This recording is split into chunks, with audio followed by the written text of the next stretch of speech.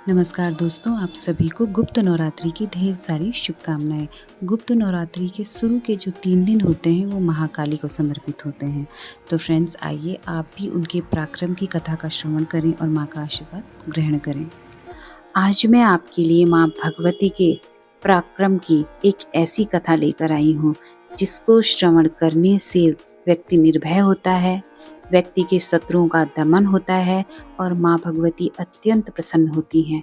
जी हाँ दोस्तों, भगवती ने स्वयं दुर्गा सप्तशती में कई जगह पर ये बताया है कि हे देवताओं, जो भी इसका अध्ययन करेगा, श्रवण करेगा, उस पर मेरी विशेष कृपा होगी, अनंत गुना कृपा होगी, कई हजार यज्ञों से बढ़कर कृपा होगी।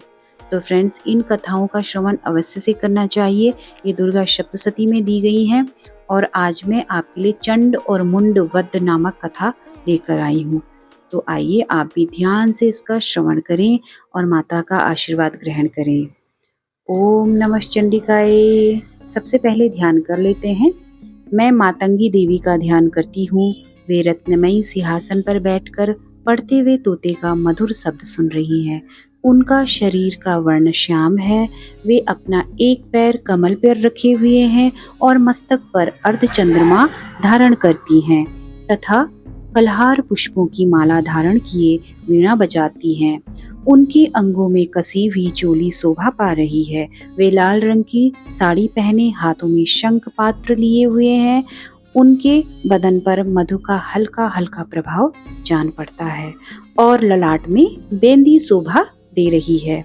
ऋषि कहते हैं, तदांतर शुंभ की आज्ञा पाकर वे चंड मुंड आदि दैत्य चतुरांगनी सेना के साथ अस्त्र शस्त्रों से सुसज्जित हो चल दिए।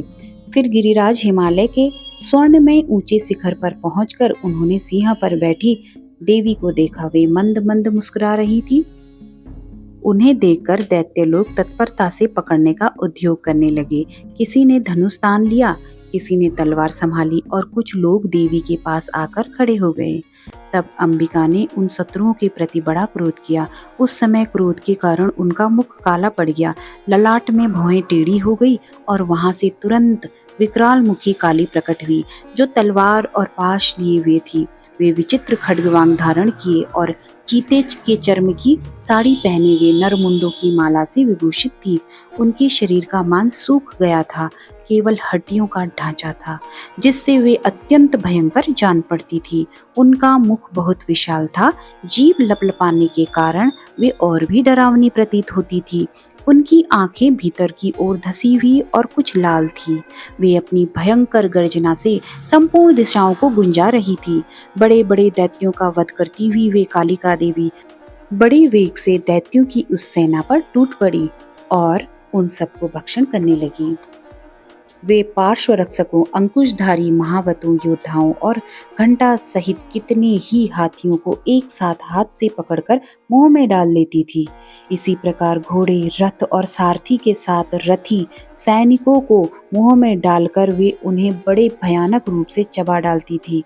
किसी के बाल पकड़ लेती, किसी का गला दबा देती, किसी को पैरों से कुचल डालती और किसी को छाती के धक्के से गिराकर मार डालती थी। वे असुरों के छोड़े हुए बड़े बड़े अस्त्र शस्त्र मुंह से पकड़ लेती और रोष में भरकर उन्हें दांतों से पीस डालती थी।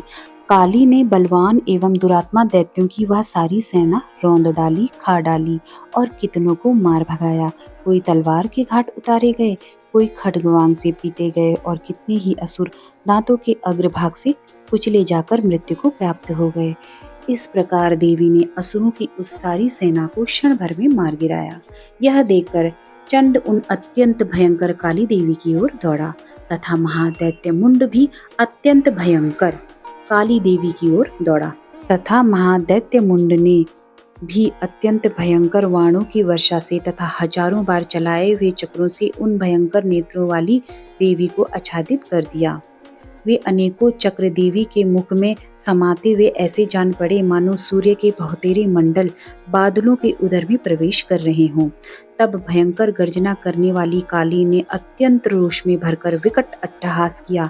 उस समय उनके विकराल बदन के भीतर कठिनता से देखे जा सकने वाले दांतों की प्रभा से वे अत्यंत उज्ज्वल दिखाई देती थी। देवी ने बहुत बड़ी तलवार हाथ में ले हंग शब्द का उच्चारण करके चंड पर धावा किया और उसके केश पकड़कर उसी तलवार से उसका मस्तक काट डाला।